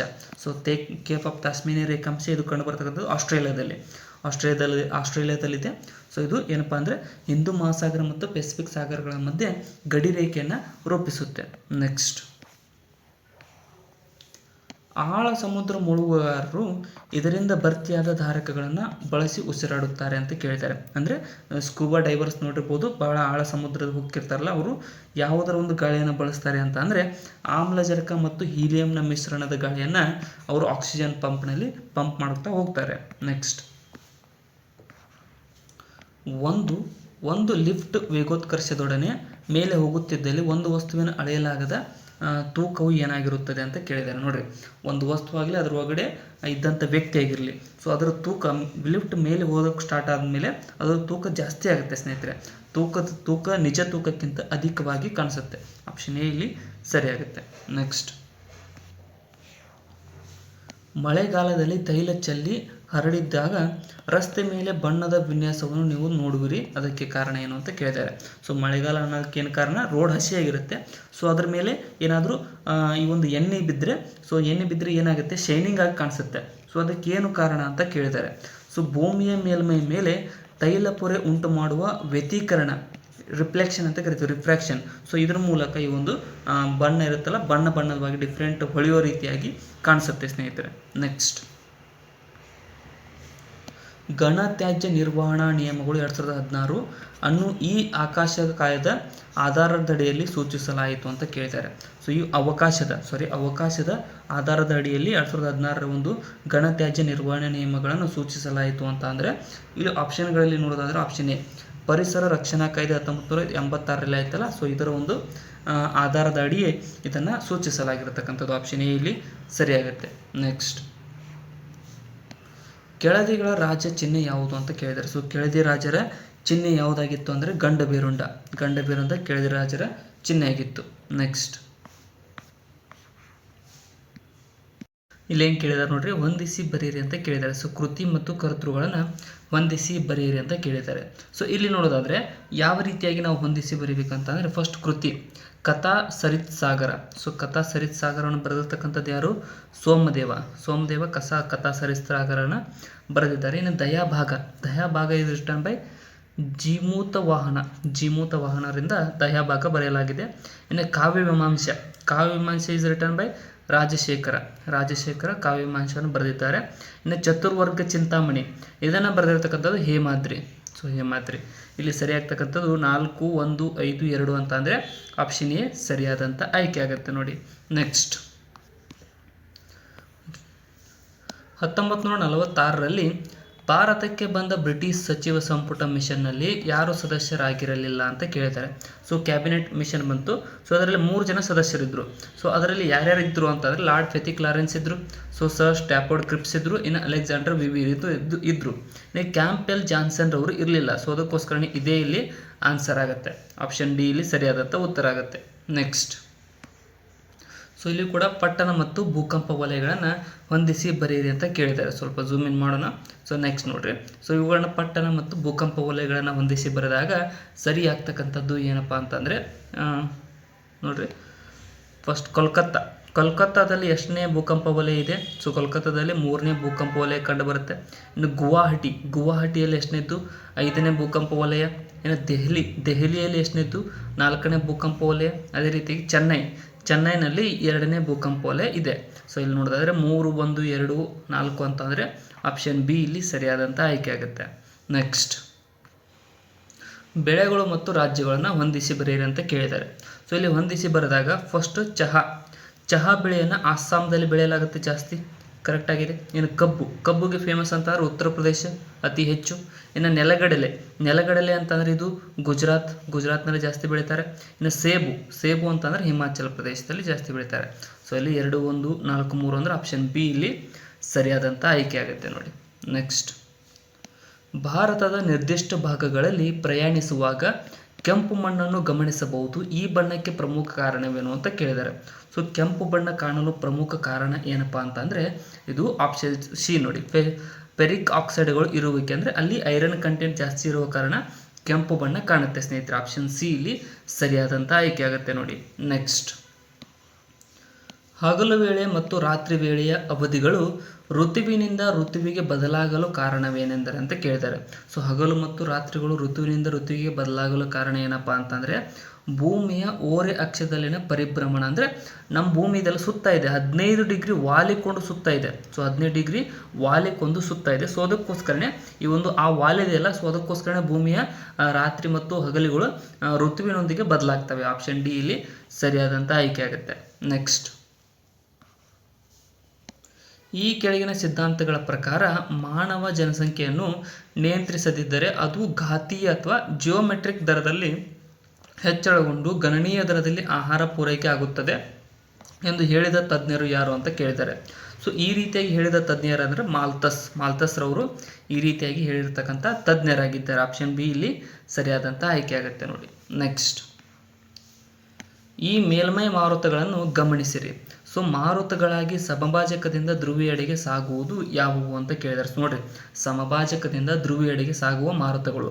ಸೊ ಇಲ್ಲಿ ನೋಡೋದಾದ್ರೆ ಡೋಲ್ ಡ್ರಮ್ಸ್ ಫಸ್ಟ್ ಬರ್ತವೆ. ಸೊ ಫಸ್ಟ್ ಇನ್ನು ಸೆಕೆಂಡ್ ವಾಣಿಜ್ಯ ಮಾರುತಗಳು, ಇನ್ನು ಥರ್ಡ್ ಏನಪ್ಪ ಅಂದರೆ ವೆಸ್ಟರ್ಲೀಸ್ ವಿಂಡ್ಸ್ ಮತ್ತು ಧ್ರುವೀಯ ಮಾರುತಗಳು ಬರ್ತವೆ ಸಮಭಾಜಕದಿಂದ ಧ್ರುವಿಯೆಡೆಗೆ ಹೋದಾಗ. ಸೊ ಇಲ್ಲಿ ಸರಿಯಾಗ್ತಕ್ಕಂಥದ್ದು ಆಪ್ಷನ್ ಎ ಇಲ್ಲಿ ಸರಿಯಾದಂಥ ಆಯ್ಕೆ ಆಗುತ್ತೆ. ನೆಕ್ಸ್ಟ್, ಮುಂಬೈಯಿಂದ 15 ಮೈಲು ದೂರದ ದ್ವೀಪವು ಶಿವ ಮತ್ತು ಪಾರ್ವತಿಯರ ವಿಗ್ರಹಗಳಿಂದಾಗಿ ಪ್ರಖ್ಯಾತವಾಗಿದೆ. ಇಲ್ಲಿ ತ್ರಿಮೂರ್ತಿಯ ಆಕರ್ಷಕ ವಿಗ್ರಹವೂ ಕೂಡ ಇದೆ. ಈ ಸ್ಥಳವನ್ನು ಗುರುತಿಸಿರಿ ಅಂತ ಕೇಳಿದ್ದಾರೆ. ಸೊ ಇದು ಯಾವ ಸ್ಥಳಪ್ಪ ಅಂತಂದರೆ ಇದು ಎಲಿಫೆಂಟಾ ಗುಹೆಗಳು. ನೋಡ್ರಿ, ಎಲಿಫೆಂಟಾ ಗುಹೆಗಳು ಮುಂಬೈಯಿಂದ 15 ಮೈಲು ದೂರದಲ್ಲಿದ್ದಾವೆ. ಮತ್ತು ಅಲ್ಲಿ ಶಿವ ಮತ್ತು ಪಾರ್ವತಿಯರ ವಿಗ್ರಹಗಳಿವೆ. ಮತ್ತು ಇಲ್ಲಿ ತ್ರಿಮೂರ್ತಿಗಳ ಆಕರ್ಷಕ ವಿಗ್ರಹವೂ ಕೂಡ ಇದೆ. ಆಪ್ಷನ್ ಬಿ ಇಲ್ಲಿ ಸರಿಯಾದಂಥ ಆಯ್ಕೆ ಆಗುತ್ತೆ. ನೆಕ್ಸ್ಟ್, ಒಂದು ಹಣ ಮಸೂದೆಯು ನಂತರದಲ್ಲಿ ರಾಜ್ಯಸಭೆಯಿಂದ ತಿದ್ದುಪಡಿ ಮಾಡಲ್ಪಟ್ಟಲ್ಲಿ ಯಾವ ಕ್ರಮವನ್ನು ಅನುಸರಿಸಲಾಗುವುದು ಅಂತ ಕೇಳಿದ್ದಾರೆ. ಸೊ ಒಂದು ಹಣ ಮಸೂದೆ ಇರ್ತದಲ್ಲ, ಆಮೇಲೆ ರಾಜ್ಯಸಭೆಯಿಂದ ತಿದ್ದುಪಡಿ ಮಾಡಲ್ಪಟ್ಟರೆ ಯಾವ ಕ್ರಮವನ್ನು ಅನುಸರಿಸಲಾಗುವುದು ಅಂತಂದರೆ, ರಾಜ್ಯಸಭೆಯು ಅನುಮತಿಸಿದರೂ ಅಥವಾ ಅನುಮತಿಸದಿದ್ದರೂ ಲೋಕಸಭೆಯು ಮುಂದುವರಿಯುವುದು. ಅಂದರೆ ಹಣಕಾಸು ಮಸೂದೆ ಮೇಲೆ ರಾಜ್ಯಸಭೆ ಯಾವುದೇ ಅಧಿಕಾರಿ ಇರಂಗಿಲ್ಲ. ಸೊ 14 ದಿನ ಇಟ್ಕೋಬೇಕು, ನೋಡಬೇಕು, ವಾಪಸ್ ಕಳಿಸ್ಬೇಕು. ಸೊ ಅವ್ರು ಏನಾದ್ರು ತಿದ್ದುಪಡಿ ಮಾಡಿದರೆ ಲೋಕಸಭೆ ಅಕ್ಸೆಪ್ಟ್ ಮಾಡಬಹುದು, ಇಲ್ಲ ರಿಜೆಕ್ಟ್ ಕೂಡ ಮಾಡಬಹುದಾಗಿದೆ. ಆಪ್ಷನ್ ಎ ಇಲ್ಲಿ ಸರಿಯಾಗುತ್ತೆ. ನೆಕ್ಸ್ಟ್, ಈ ಕೆಳಗಿನ ಯಾವ ಕಾರಣದಿಂದಾಗಿ ಖಿಲಾಫತ್ ಚಳವಳಿಯ ತಗ್ಗಿಕೆಯಾಯಿತು ಅಂತ ಕೇಳಿದ್ದಾರೆ. ಸೊ ಖಿಲಾಫತ್ ಚಳವಳಿ ಯಾವ ಕಾರಣದಿಂದ ತಗ್ಗಿಕೆಯಾಯಿತು? ಖಿಲಾಫತ್ ಚಳವಳಿ 1922ರಿಂದ 24ರವರೆಗೆ ನಡೀತು. 1919ರಿಂದ 24ರವರೆಗೆ ನಡೀತು. ಸೊ ಇಲ್ಲಿ ನೋಡೋದಾದರೆ ಟರ್ಕಿಯಲ್ಲಿ ಮುಸ್ತಾಫ್ ಕಮಾಲ್ ಪಾಷಾರಿಂದ ಅಧಿಕಾರದ ಗ್ರಹಿಕೆ ಆಯಿತು ಮತ್ತು ಖಿಲಾಫತ್ನ ಉಚ್ಚಾಟನೆ ಆಯಿತು. ಸೊ ಹಾಗಾಗಿ ಖಿಲಾಫತ್ ಚಳವಳಿ ನಿಂತು. ಸೊ ಆಪ್ಷನ್ ಡಿ ಇಲ್ಲಿ ಸರಿಯಾಗುತ್ತೆ ನೋಡಿ. ನೆಕ್ಸ್ಟ್, 1924ರಲ್ಲಿ ಆಗಿರ್ತಕ್ಕಂಥ ಘಟನೆ ಅದು. ಇನ್ನು ಸಹವರ್ತಿ ಪಟ್ಟಿಯಲ್ಲಿನ ವಿಷಯದ ಕುರಿತಾದ ಕಾನೂನಿನ ಬಗ್ಗೆ ಕೇಂದ್ರ ಮತ್ತು ರಾಜ್ಯಗಳ ನಡುವೆ ಘರ್ಷಣೆ ಉಂಟಾದಾಗ ಈ ಕೆಳಗಿನವುಗಳಲ್ಲಿ ಯಾವುದು ಸರಿ ಅಂತ ಕೇಳಿದ್ದಾರೆ. ಸೊ ಕೇಂದ್ರ ಮತ್ತು ರಾಜ್ಯದ ನಡುವೆ ಏನಾದರೂ ಘರ್ಷಣೆ ಉಂಟಾದರೆ ಕೇಂದ್ರದ್ದೇ ಮೇಲುಗೈ ಆಗಿರುತ್ತೆ ಸ್ನೇಹಿತರೆ. ಕೇಂದ್ರ ಪ್ರಾಧಾನ್ಯತೆ ಕಾನೂನು ಆಗುತ್ತೆ, ಅಂದರೆ ಕೇಂದ್ರಕ್ಕೆ ಜಾಸ್ತಿ ಪವರನ್ನು ಕೊಟ್ಟಿದ್ದಾರೆ ಇಲ್ಲಿ. ನೆಕ್ಸ್ಟ್, ತ್ರೈಪಾಕ್ಷಿಕ ಹೋರಾಟದಲ್ಲಿ ದಕ್ಷಿಣದ ಯಾವ ರಾಜಮನೆತನವು ಪ್ರಮುಖ ಪಾತ್ರವನ್ನು ವಹಿಸಿತು ಅಂತ ಕೇಳಿದ್ದಾರೆ. ಅಂದರೆ ಉತ್ತರದ ಮೇಲೆ ಒಂದು ಏನಪ್ಪ ಪ್ರಾತಿನಿಧ್ಯವನ್ನು ಸ್ಥಾಪಿಸುವ ಸಲುವಾಗಿ ಇವು ಹೋರಾಟ ನಡೆಸಿದ್ವು, ತ್ರಿಪಾಕ್ಷಿಕ ಯುದ್ಧ. ಸೊ ಅದರಲ್ಲಿ ಏನಪ್ಪ ಅಂದರೆ ರಾಷ್ಟ್ರಕೂಟರು ಕೂಡ ದಕ್ಷಿಣದ ವಲಯದಿಂದ ಬಹಳ ಒಂದು ಪ್ರಾಮುಖ್ಯತೆಯನ್ನು ವಹಿಸಿರ್ತಕ್ಕಂಥ ರಾಜಮನೆತನ ಆಗುತ್ತೆ ಹೋರಾಟಕ್ಕೆ. ಪಶ್ಚಿಮದ ಜಲಾನಯನದಿಂದ ಭಾರತವನ್ನು ತಲುಪಬಹುದೆಂದು ಮೊದಲು ಸಹ ಎನ್ನಿಸಿದವರು ಯಾರು ಅಂತ ಕೇಳಿದ್ದಾರೆ. ಸೊ ಅಂದರೆ ಸಹಮತಿಯನ್ನಿಟ್ಟವರು ಅಂತ ಆಗಬಹುದು, ಸಲಹೆಯನ್ನಿಟ್ಟವರು. ಸೊ ಇಲ್ಲಿ ನೋಡಿ, ಪಶ್ಚಿಮದಿಂದ ಜಲಾನಯನ ಭಾರತವನ್ನು ತಲುಪಬಹುದು ಅಂತ ಯಾರು ಮಾಡಿದ್ರು ಅಂತ ಅಂದರೆ ಎರಡೋಸ್ತನಿಸ್ ಇದನ್ನಲ್ಲ ಇವನು. ಸೊ ಪಶ್ಚಿಮದಿಂದ ಕೂಡ ಭಾರತವನ್ನು ತಲುಪಬಹುದಂತ ಮೊದಲು ಸಲಹೆಯನ್ನು ಇಟ್ಟವರಾಗಿದ್ದಾರೆ. ನೆಕ್ಸ್ಟ್, ಒಬ್ಬ ಲೋಕಸಭಾ ಅಥವಾ ರಾಜ್ಯ ವಿಧಾನಸಭಾ ಸದಸ್ಯನು ಪೂರ್ವಾನುಮತಿ ಇಲ್ಲದೆ ಅಧಿವೇಶನಕ್ಕೆ ಎಷ್ಟು ದಿನಗಳು ಗೈರು ಹಾಜರಾದಲ್ಲಿ ಅವರ ಸ್ಥಾನವನ್ನು ತೆರೆಯವಾಗಿದೆ ಎಂದು ಘೋಷಿಸಬಹುದು ಅಂತ ಕೇಳಿದ್ದಾರೆ. ಸೊ ಯಾರದಪ್ಪ ಅಂತಂದರೆ ಇಲ್ಲಿ ಆಪ್ಷನ್ ಬಿ ನೋಡಿ, 60 ದಿನಗಳವರೆಗೆ ಏನಾದರೂ ಒಬ್ಬ ಲೋಕಸಭಾ ಸದಸ್ಯ ಆಗಿರಲಿ, ರಾಜ್ಯಸಭಾ ಸದಸ್ಯರಾಗಿರಲಿ ಪೂರ್ವಾನುಮತಿ ಇಲ್ಲದೆ ಅಧಿವೇಶನಕ್ಕೆ ಗೈರು ಹಾಜರಾದರೆ ಅವರನ್ನು ಸ್ಥಾನ ತೆರವುಗೊಳಿಸಲಾಗುತ್ತದೆ. ನೆಕ್ಸ್ಟ್, ಸೊ ಇಲ್ಲಿ ಸಮಿತಿಗಳು ಮತ್ತು ಅದರ ಅಧ್ಯಕ್ಷರನ್ನು ಕೊಟ್ಟಿದ್ದಾರೆ. ಸೊ ಇವುಗಳನ್ನ ಹೊಂದಿಸಿ ಬರೆಯಿರಿ ಅಂತ ಕೇಳಿದ್ದಾರೆ. ಸೊ ಇಲ್ಲಿ ಹೊಂದಿಸಿ ಬರೆದಾಗ ನೋಡ್ರಿ, ಕರಡು ಸಮಿತಿ ಅಧ್ಯಕ್ಷತೆ ಬಿ ಆರ್ ಅಂಬೇಡ್ಕರ್ ಅವರು ಹೊಂದಿದ್ರು. ಅದೇ ರೀತಿಯಾಗಿ ಮೂಲಭೂತ ಹಕ್ಕು ಮತ್ತು ಅಲ್ಪಸಂಖ್ಯಾತ ಹಕ್ಕುಗಳ ಕುರಿತಾದ ಸಮಿತಿ ಅಧ್ಯಕ್ಷತೆ ಇದು ವಲ್ಲಭಾಯ್ ಪಟೇಲ್ ರವರು ಹೊಂದಿದ್ರು. ಇನ್ನು ಕೇಂದ್ರ ಸಂವಿಧಾನ ಕುರಿತು ಅಧ್ಯಕ್ಷತೆ ಯಾರಪ್ಪ ಅಂತಂದ್ರೆ ಜವಾಹರ್ಲಾಲ್ ನೆಹರು ಅವರು ಹೊಂದಿದ್ರೆ, ವ್ಯವಸ್ಥಾ ಕ್ರಮದ ಸಮಿತಿ ಅಧ್ಯಕ್ಷತೆಯನ್ನು KM ಮುನ್ಸಿರವರು ಹೊಂದಿದ್ರು. ಸೊ ಇಲ್ಲಿ ಸರಿಯಾಗ್ತಕ್ಕಂಥದ್ದು 4, 1, 2, 3 ಅಂದರೆ ಆಪ್ಷನ್ ಡಿ ಇಲ್ಲಿ ಸರಿಯಾದಂಥ ಆಯ್ಕೆ ಆಗುತ್ತೆ ನೋಡಿ. ನೆಕ್ಸ್ಟ್, 17ನೇ ಶತಮಾನದಲ್ಲಿ ಸಿಖ್ಖರು ಧಾರ್ಮಿಕ ಪಂಗಡದಿಂದ ಉಗ್ರಗಾಮಿ ವಿರೋಧಿ ಮುಸ್ಲಿಂ ಸಹೋದರತ್ವಕ್ಕೆ ರೂಪಾಂತರಗೊಂಡರು. ಈ ರೂಪಾಂತರವನ್ನು ಪ್ರಾರಂಭಿಸಿದಂತಹ ಸಿಖ್ ಗುರು ಯಾರು ಅಂತ ಕೇಳಿದ್ದಾರೆ. ಸೊ 17ನೇ ಶತಮಾನದಲ್ಲಿ ಸಿಖ್ಖರಿದಾರಲ್ಲ, ಧಾರ್ಮಿಕ ಪಂಗಡಗಳಿಂದ ಉಗ್ರಗಾಮಿ ವಿರೋಧಿ ಮುಸ್ಲಿಂ ಸಹೋದರತ್ವಕ್ಕೆ ರೂಪಾಂತರಗೊಂಡರು. ಸೊ ಈ ರೂಪಾಂತರ ಪ್ರಾರಂಭಿಸಿರ್ತಕ್ಕಂಥ ಸಿಖ್ ಗುರು ಯಾರು ಅಂತ ಕೇಳಿದ್ದಾರೆ. ಸೊ ಯಾರಪ್ಪ ಅಂತಂದರೆ ಗುರು ಹರ್ಗೋವಿಂದ್ ಅವರು ಈ ಒಂದು ರೂಪಾಂತರಕ್ಕೆ ಕಾರಣವಾದಂಥ ಸಿಖ್ ಗುರುಗಳಾಗಿದ್ದಾರೆ. ನೆಕ್ಸ್ಟ್, ಯಾವ ಅಂತಾರಾಷ್ಟ್ರೀಯ ಪಂದ್ಯಾವಳಿಯ ಘಟನೆಯ ಆದರ್ಶ ಸೂಕ್ತಿಯಾದ ವೇಗಕರ ಅಧಿಕ ಶಕ್ತಿಯುತ ಎಂಬುದಕ್ಕೆ ಸಿಟಿಯಸ್ ಅಲ್ಟಿಯಸ್ ಪೋರ್ಟಿಯಸ್ ಎಂಬುದು ಲ್ಯಾಟಿನ್ ಆಗಿದೆ ಅಂತ ಕೇಳಿದ್ದಾರೆ. ಸೊ ಎಲ್ಲಿ ಬಳಸಲಾಗುತ್ತದೆ ಅಂತ ಅಂದರೆ ಇಲ್ಲಿ ಆಪ್ಷನ್ ಬಿ, ಒಲಿಂಪಿಕ್ಸ್ನಲ್ಲಿ ಇವುಗಳನ್ನು ಲ್ಯಾಟಿನ್ ಪದಗಳನ್ನು ಬಳಸಲಾಗುತ್ತದೆ. ನೆಕ್ಸ್ಟ್, ಬಾಬರ್ನ ಮೃತದೇಹವನ್ನು ಅವನ ಇಚ್ಛೆಯ ಮೇರೆಗೆ ಕೆಳಗಿನ ಯಾವ ಸ್ಥಳದಲ್ಲಿ ಹೂಳಲಾಯಿತು ಅಂತ ಕೇಳಿದ್ದಾರೆ. ಸೊ ಅವನ ಇಚ್ಛೆ ಎಲ್ಲಿತ್ತಂತಂದರೆ ಕಾಬೂಲ್ನಲ್ಲಿ ಹೂಳ್ಬೇಕಂತ ಅವನ ಇಚ್ಛೆ ಇತ್ತು. ಬಾಬರ್ ಯಾವತ್ತು ತೀರ್ಕೊಂಡ? ಡಿಸೆಂಬರ್ 26, 1530 ತೀರ್ಕೊಂಡ. ಸೊ ಅದರಂತೆ ಕಾಬೂಲ್ನಲ್ಲಿ ಅವನ ಮೃತದೇಹವನ್ನು ಹೂಳಲಾಯಿತು. ನೆಕ್ಸ್ಟ್, ಸೊ ಪಠ್ಯ 1 ಮತ್ತು ಪಠ್ಯ 2 ಹೊಂದಿಸಿ ಬರೆಯಿರಿ ಅಂತ ಕೇಳಿದ್ದಾರೆ. ಸೊ ಇಲ್ಲಿ ಹೊಂದಿಸಿ ಬರೆದಾಗ ನೋಡ್ರಿ, ಪೇಶ್ವೆಗಳು ಎಲ್ಲಿ ಬಂದಿದ್ರು? ಪೂನಾದಲ್ಲಿ ಆಳ್ವಿಕೆ ಮಾಡ್ತಿದ್ರು ಪೇಶ್ವೆಗಳು. ಇನ್ನು ಭೋಸ್ಲೆಗಳು ಅಂತ ಅಂದರೆ ನಾಗಪುರಕ್ಕೆ ಸಂಬಂಧಪಟ್ಟಿದ್ದಾರೆ. ಗಾಯಕ್ವಾಡ್ಗಳು ಅಂತಂದರೆ ಬರೋಡಕ್ಕೆ ಸಂಬಂಧಪಟ್ಟಿದ್ದಾರೆ. ಹೊಳ್ಕರ್ಗಳು ಅಂತ ಅಂದರೆ ಇವರು ಇಂದೋರ್ಗೆ ಸಂಬಂಧಪಟ್ಟಿದ್ದಾರೆ. ಇನ್ನು ಸಿಂಧಿಯಾಗಳು ಅಂತ ಅಂದರೆ ಇವರು ಗ್ವಾಲಿಯರ್ಗೆ ಸಂಬಂಧಪಟ್ಟಿದ್ದಾರೆ. ಸೊ ಇಲ್ಲಿ 4, 1, 3, 5, 2 ಅಂತ ಅಂದರೆ ಆಪ್ಷನ್ ಡಿ ಸರಿಯಾದಂಥ ಆಯ್ಕೆ ಆಗುತ್ತೆ. ನೆಕ್ಸ್ಟ್, ಈ ಕೆಳಗಿನ ಯಾವ ಗುಲಾಮಿ ಮನೆತನದ ದೊರೆಯು ಒಬ್ಬ ನುರಿತ ಸುಂದರ ಲಿಪಿಗಾರನಾಗಿದ್ದನು ಮತ್ತು ಕುರಾನನ್ನು ನಕಲು ಮಾಡುವುದರಲ್ಲಿ ಬಿಡುವಿನ ವೇಳೆಯನ್ನು ಕಳೆಯುತ್ತಿದ್ದನು ಅಂತ ಕೇಳಿದ್ದಾರೆ. ಸೊ ಯಾರಪ್ಪ ಅಂತಂದರೆ ಆಪ್ಷನ್ ಸಿ, ನಾಸಿರುದ್ದೀನ್ ಅಲ್ಲ. ಸೊ ಈತ ಈ ಒಂದು ಒಬ್ಬ ಸುಂದರ ನುರಿತ ಲಿಪಿಗಾರನಾಗಿದ್ದನು ಮತ್ತು ಕುರಾನನ್ನು ನಕಲು ಮಾಡುವುದರಲ್ಲಿ ಬಿಡುವಿನ ವೇಳೆಯಲ್ಲಿ ಕಲಿತಿದ್ದನು. ಆಪ್ಷನ್ ಸಿ ಇಲ್ಲಿ ಸರಿಯಾದಂಥ ಆಯ್ಕೆ ಆಗುತ್ತೆ ನೋಡಿ. ನೆಕ್ಸ್ಟ್, ಗಾಂಧೀಜಿಯವರ ಪ್ರಕಾರ ಖಿಲಾಫತ್ ವಿಷಯವು ದೇಶದೊಳಗೆ ಹಿಂದೂ ಮುಸ್ಲಿಂ ಐಕ್ಯತೆಯ ವೃದ್ಧಿಗಾಗಿ ಸುವರ್ಣಾವಕಾಶಗಳನ್ನು ನೀಡಿತು. ಅವರು ಈ ವಿಷಯದಲ್ಲಿ ಭಾರತೀಯ ಮುಸ್ಲಿಮರಿಗೆ ಹಿಂದೂಗಳು ತಮ್ಮ ಸಂಪೂರ್ಣ ಬೆಂಬಲ ನೀಡಲು ಹುರಿದುಂಬಿಸಿದರು. ಬ್ರಿಟಿಷ್ ಸರ್ಕಾರದ ನೀತಿಗೆ ಸಂಬಂಧಿಸಿದ ಖಿಲಾಫತ್ ವಿಷಯ ಮೊದಲನೇ ಪ್ರಪಂಚ ಮಹಾಯುದ್ಧದ ನಂತರವಾಗಿದ್ದು ಈ ಕೆಳಗಿನ ಯಾವ ದೇಶವನ್ನು ಕುರಿತದ್ದು ಅಂತ ಕೇಳಿದ್ದಾರೆ. ಸೊ ಖಿಲಾಫತ್ ಅನ್ನುವಂಥದ್ದು ಆಲ್ರೆಡಿ ಒಂದು ಪ್ರಶ್ನೆ ಬಂದಿದೆ. ಇದು ಟರ್ಕಿ ದೇಶಕ್ಕೆ ಸಂಬಂಧಪಟ್ಟಿದಂಥ ಚಳವಳಿಯಾಗಿದೆ. 1924ರಲ್ಲಿ ಇದು ನಿಂತು. ನೆಕ್ಸ್ಟ್, 1928ರಲ್ಲಿ ಒಂದು ಕಾಂಗ್ರೆಸ್ ಮಹಿಳಾ ಸ್ವಯಂ ದಳ ಸುಭಾಷ್ ಚಂದ್ರ ಬೋಸ್ರಿಂದ ಉದಯವಾಗಿ ಕಲ್ಕತ್ತಾದ ರಸ್ತೆಗಳಲ್ಲಿ ಸಂಪೂರ್ಣ ಸಮವಸ್ತ್ರ ಮೆರವಣಿಗೆ ನಡೆಸಿತು. ಇದರ ನಾಯಕರು ಯಾರಾಗಿದ್ದರು ಅಂತ ಕೇಳಿದ್ದಾರೆ. ಸೊ ನೋಡ್ರಿ, ಕಾಂಗ್ರೆಸ್ ಮಹಿಳಾ ಸ್ವಯಂ ದಳವಾಗಿತ್ತು. ಸುಭಾಷ್ ಚಂದ್ರ ಬೋಸ್ರಿಂದ ಉದಯವಾಗಿ ಕಲ್ಕತ್ತಾದ ರಸ್ತೆಗಳಲ್ಲಿ ಸಂಪೂರ್ಣ ಸಮವಸ್ತ್ರ ಮೆರವಣಿಗೆ ಮಾಡಿತು. ಸೊ ಇದರ ನಾಯಕರು ಯಾರಾಗಿದ್ರಪ್ಪ ಅಂತಂದರೆ ಇವರು ಕರ್ನಲ್ ಲತಿಕಾ ಘೋಷ್ರವರು ಅದರ ನಾಯಕಿಯಾಗಿದ್ದರು. ಆಪ್ಷನ್ ಸಿ ಇಲ್ಲಿ ಸರಿಯಾದಂಥ ಆಯ್ಕೆ ಆಗುತ್ತೆ. ನೆಕ್ಸ್ಟ್, ಕೆಳಗಿನ ಹೇಳಿಕೆಗಳನ್ನು ಪರಿಗಣಿಸಿ. ಮೇಲೆ ನೀಡಿದ ಹೇಳಿಕೆಗಳು ಮತ್ತು ಕೆಳಗಿನ ಯಾವುದನ್ನು ಕುರಿತದ್ದಾಗಿದೆ ಅಂತ ಕೇಳಿದ್ದಾರೆ. ಸೊ ಇಲ್ಲಿ ಮೊದಲನೇ ಹೇಳಿಕೆ ಏನು ಹೇಳುತ್ತೆ, ಇದನ್ನು 1911ರಲ್ಲಿ ನಿರ್ಮಿಸಲಾಯಿತು. ಸೊ ಕಿಂಗ್ ಜಾರ್ಜ್ 5 ಅವರ ಭೇಟಿಯನ್ನು ಈ ಸ್ಮಾರಕದೊಂದಿಗೆ ಜೋಡಿಸಲಾಗಿದೆ. ಸೊ ಇವೆರಡು ಅಂತಂದರೆ ಭಾರತದ ಗೇಟ್ವೇಗೆ ಸಂಬಂಧಪಟ್ಟಿರ್ತಕ್ಕಂಥ ಇದು ವಾಕ್ಯಗಳಾಗ್ತವೆ ಇವು ಭಾರತದ ಗೇಟ್ವೇಗೆ. ನೆಕ್ಸ್ಟ್, ವಲ್ಲಂ ಕಲಿ ಸಾಂಪ್ರದಾಯಿಕ ದೋಣಿ ಸ್ಪರ್ಧೆ ಕೆಳಗಿನ ಯಾವ ರಾಜ್ಯದಲ್ಲಿ ನಡೆಯುವುದು ಅಂತ ಕೇಳಿದರೆ. ಸೊ ವಲ್ಲಂ ಕಲಿ ಅನ್ನುವಂತಹ ಸಾಂಪ್ರದಾಯಿಕ ದೋಣಿ ಸ್ಪರ್ಧೆ ಎಲ್ಲಿ ನಡೆಯುವುದು ಅಂತಂದರೆ ಕೇರಳ ರಾಜ್ಯದಲ್ಲಿ ನಡೀತಕ್ಕಂಥ ಸಾಂಪ್ರದಾಯಿಕ ನೃತ್ಯವಾಗಿದೆ. ಆಪ್ಷನ್ ಸಿ ಇಲ್ಲಿ ಸರಿಯಾದಂಥ ಆಯ್ಕೆ ಆಗುತ್ತೆ ನೋಡಿ. ನೆಕ್ಸ್ಟ್, ಒಬ್ಬ ಮನುಷ್ಯನು ಒಂದು ಗೋಪುರದ ತುದಿಯಿಂದ ಒಂದು ಕಬ್ಬಿಣದ ಚೆಂಡು ಮತ್ತು ಬೆಂಡಿನ ಚೆಂಡನ್ನು ನಿರ್ವಾತದಲ್ಲಿ ಏಕಕಾಲಕ್ಕೆ ಬೀಳಿಸುತ್ತಾನೆ. ಅವುಗಳಲ್ಲಿ ಯಾವುದು ಭೂಮಿಯನ್ನು ಮೊದಲು ತಲುಪುತ್ತದೆ ಅಂತ ಕೇಳಿದ್ದಾರೆ. ಸೊ ನಿರ್ವಾತ ಅಂತ ಕೊಟ್ಟಿದ್ದಾರೆ. ಸೊ ಒಂದು ಕಬ್ಬಿಣದ ತುಂಡಾಗಲಿ ಯಾವುದೇ ಒಂದು ವಸ್ತು ಆಗಲಿ, ಸೊ ಗ್ರಾವಿಟೇಷನ್ ಫೋರ್ಸ್ ಮೇಲೆ ಅದು ಬೀಳುತ್ತೆ, ಸಮಾನವಾಗಿ ಬೀಳುತ್ತೆ ಸ್ನೇಹಿತರೆ. ಎರಡೂ ಒಂದೇ ಕಡೆ ಬೀಳ್ತವೆ, ಅಂದರೆ ಒಂದೇ ಸಮಯಕ್ಕೆ ಬೀಳ್ತವೆ. ಎರಡೂ ಒಂದೇ ಸಮಯದಲ್ಲಿ ಭೂಮಿಯನ್ನು ತಲುಪುತ್ತವೆ. ಆಪ್ಷನ್ ಸಿ ಇಲ್ಲಿ ಸರಿಯಾಗುತ್ತೆ. ಅಂದರೆ ಎಕ್ಸ್ಟರ್ನಲ್ ಫೋರ್ಸ್ ಇರಲಿಲ್ಲ ಅಂದರೆ ಸೇಮ್ ಟೈಮಲ್ಲಿ ಹೋಗಿ ಬೀಳ್ತವೆ. ನೆಕ್ಸ್ಟ್, ಹಣಕಾಸು ಹೂಡಿಕೆ ವಹಿವಾಟಿನಲ್ಲಿ ಬೇರ್ ಎಂಬ ಪದ ಸೂಚಿಸುವುದು ಅಂತ ಕೇಳಿದ್ದಾರೆ. ಸೊ ಹಣಕಾಸು ಹೂಡಿಕೆ ವಹಿವಾಟಿನಲ್ಲಿ ಬೇರ್ ಎಂಬ ಪದ ಯಾವುದನ್ನು ಸೂಚಿಸುತ್ತದೆ ಅಂತ ಅಂದರೆ ಇದು ಮಾರುಕಟ್ಟೆ ಧೋರಣೆ ಕುರಿತ ನಿರಾಶಾವಾದಿ ಹೂಡಿಕೆದಾರ ಹಾಗೂ ಈತ ಬೆಲೆ ಕುಸಿಯುವುದರೆಂದು ಈಗಲೇ ಮಾರಿ ಅನಂತರ ಕಡಿಮೆ ದರದಲ್ಲಿ ಕೊಳ್ಳ ಬಯಸುವವ ಏನಪ್ಪ ಅಂತಂದರೆ ಬೇರ್ ಅಂತ ಕರೀತಾರೆ. ಆಪ್ಷನ್ ಎ ಇಲ್ಲಿ ಬೇರ್ ಅಂತ ಅಂದರೆ ಕುಸಿತ ಅಂದಂಗೆ. ಸೊ ಮಾರುಕಟ್ಟೆ ಒಳಗಡೆ ಕುಸಿತ ಆದಾಗ ಸೊ ಅದಕ್ಕೆ ಬೇರ್ ಅಂತ ಕರೀತಾರೆ. ನೆಕ್ಸ್ಟ್ ಬೇರ್ ಅಂದರೆ ಕರಡಿ.